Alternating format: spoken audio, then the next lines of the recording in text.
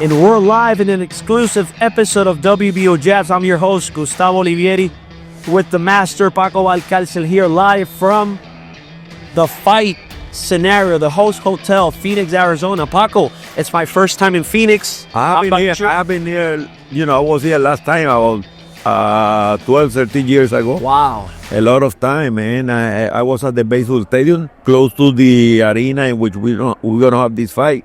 But it's a beautiful city, completely changed. You have traffic jam, you had a lot of people. The lobby at the hotel is very lively. You have a lot of people here, especially Divino Espinoza followers. Oh, the fans. Él es Divino Espinoza. A lot of fans. We're at the Sheraton Hotel in downtown Phoenix. This is the host hotel for Fight Week. So Rafael El Divino Espinoza, WBO featherweight champion. We're going to talk about him shortly. Has huge following here, Paco. So let's start with that fight, Paco. That fight should be the main event. It's the it's the co-main event, but should be the main event because they got more followers, and the fight will be it's a pick and fight for me. Awesome fight. They got him 2-1 on Robesi. Yes, but I'm not sure. That's a pick and fight. Very leader advantage for Espinoza. For Espinoza because this is it's like he's Guadalajara. Yeah, hometown. Yeah, you have a lot of Mexican here, a lot. So Paco, today we were at the weigh-in. Both fighters comply with the weight, hitting the scales at 126. How did you see Espinoza, Robesi? Give me your impressions after watching the weigh-in. Robesi is in the top shapes. And I talked to Ismael Salas. He's a trainer and chief corner. And he told me that he's in the best condition ever, his best shape ever. And I know he is hungry now because he lost the title. He's not the same to be a contender, top contender, that champion. Champion means money because you got good names under, like Inoue, trying to move up to 126. Also, you got the rematch. If the fight is good, the rematch with El Divino again. Then you got trilogy. You got Chuchu there. That's the moving on name. That means that featherweight will be hot. Yeah, very hot. It is. I was there the way with you. I saw that both fighters look tremendous condition. As you mentioned, Robesi is inspired. He's coming off a highlight knockout with the uppercut in Miami in the Teofimo undercard. Whereas Espinoza is also inspired and he wants to ratify his a career-defining win when he won the title against Robesi last year in Miami in December. So it's a toss-and fight, pick-and fight. Robesi's favorite on the bookies, Paco, too. Yeah, but on papers, this is a pick-and fight. Anybody can win this fight. It's not 2-1 or something, because first, they are fighting in Arizona, which is, Mexican territory. For Espinoza. They are not fighting in Florida. Miami. Yeah. That's Cuban territory. But Robesi is one of the best fighters. Exceptional. Olympic, medalist. 2-time. He got everything. And he's hungry. But the thing is, I talked to Divino Espinoza, and I was talking to his trainers, his dad, and he's in top shape because I saw that he was, he struggled to make the weight. He said, no. I was training all the time and I was losing weight. I got a doctor who's checking my blood pressure, everything.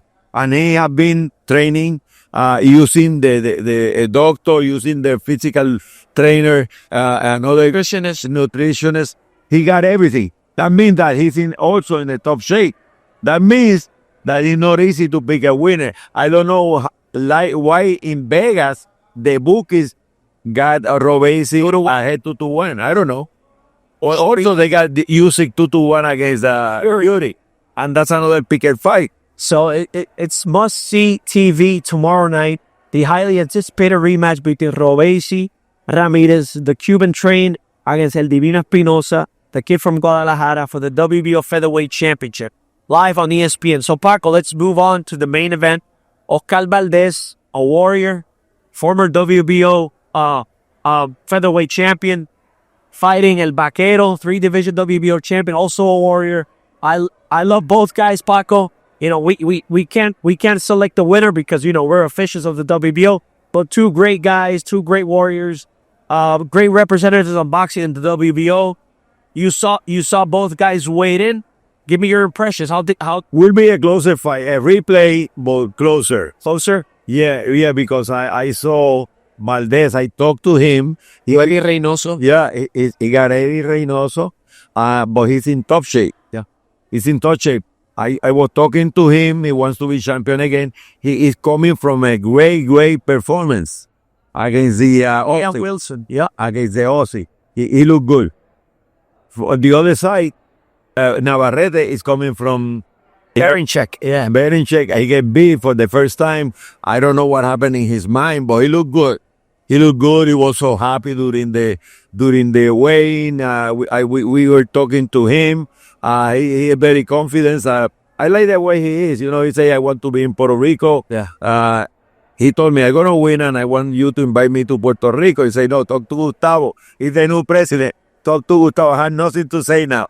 And we're going to have a big fiesta on 3 Kings Day. The January 5th. Yeah, with the kids. But he wants to be there. Chuchu wants to be there. So we're going to we're going to organize a great fiesta for the kids.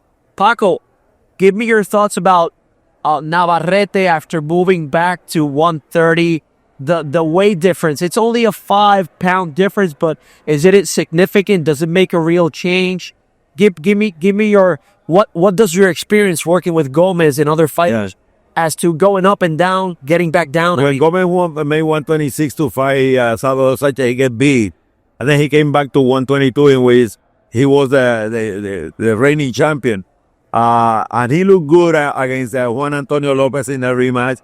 He looked good against Rubaldino, and he looked good against Pintor. That was the fight of the year. But in the other side, you got guys like Chris Berg, who beat Klitschko, and he get beat by Vladimir Klitschko, came back, and he looked bad. In Roy Jones as well, in 68, 175. Roy Jones also looked bad when he beat John Ruiz. He came back, he looked bad. He didn't look good. Tarver, yeah, he didn't look good. But that happened. Anything can happen. I don't know if how hard it was for Vaquero come down and make that weight. I don't know how. I don't know if he got a doctor or not, or, you know, I have to check that.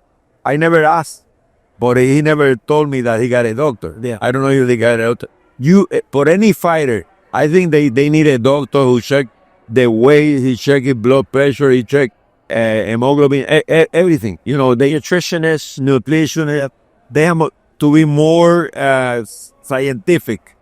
And I don't know if they are doing that. I don't know. Vaquero is Vaquero. You never know where the punch come from. Yeah. And he got a jab, he got the uppercut with a jab, and he throw punches, and you never see the punches. Vaquero has a unique style, Paco. You can't train for Vaquero because he has an awkward, unique style. While Valdez, many experts have stated that Valdez needs to make the adjustments in this fight. But they did. They did? They checked the fight. They checked the video. I think, Paco, Valdez, at the end of the day, with all those Mexican people at the arena, with Vaquero, maybe he can start making some adjustments, some changes. But at the end of the day, I think they're going to go like a clash of trains. No, will be a replay of the first fight. But they watched that video. They study. I talked to Frank Espinoza, his manager. I know Frank is very smart. He knows boxing better than anybody. Long time in boxing. I was talking to the guy who's training him. Reynoso. That's a plus. Sure. That's a plus. And I'm sure that now the fight is closer. Okay? The first fight you can predict something. Here is not that easy because you got a lot of question marks. I know Valdez is much inspired. He got more confidence. He's in top shape. But Vaquero, I don't really know what happened in his mind. He's coming from, he get beat before. Yeah. He's coming from that fight to be very check. And I don't know what happened. I don't know about his training. I don't know how hard was for him Yeah, to make 130. limit. 5 pounds, when you have the 5 pounds, you have to work hard. So there you have it, folks. These are comments, impressions, analysis of two of the most highly anticipated rematches of the year, excluding Usyk Fury, which is in a couple of weeks in Saudi. But Vaquero Navarrete against Oscar Valdez to consolidate the WBO 130-pound title in the main event. Co-main, Rafael El Divino Espinoza, 126 World WBO champion against Robesi El Tren Ramirez. Paco, I can't wait until tomorrow, live on ESPN Plus in North America. And KO. And ESPN Knockout For International. South America. So tune in, don't miss it.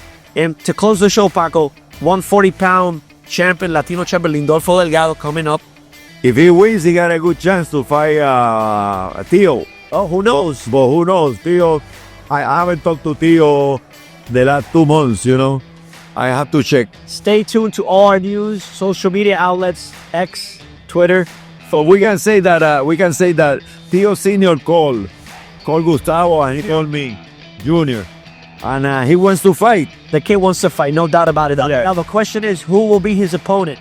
So stay tuned to all our news outlets, social media platforms, WBOboxing.com for all relevant news regarding what's going on with the... And we have to say happy birthday to Bob Arum. Happy birthday, Bob. How many years, Paco? I think 94, 95.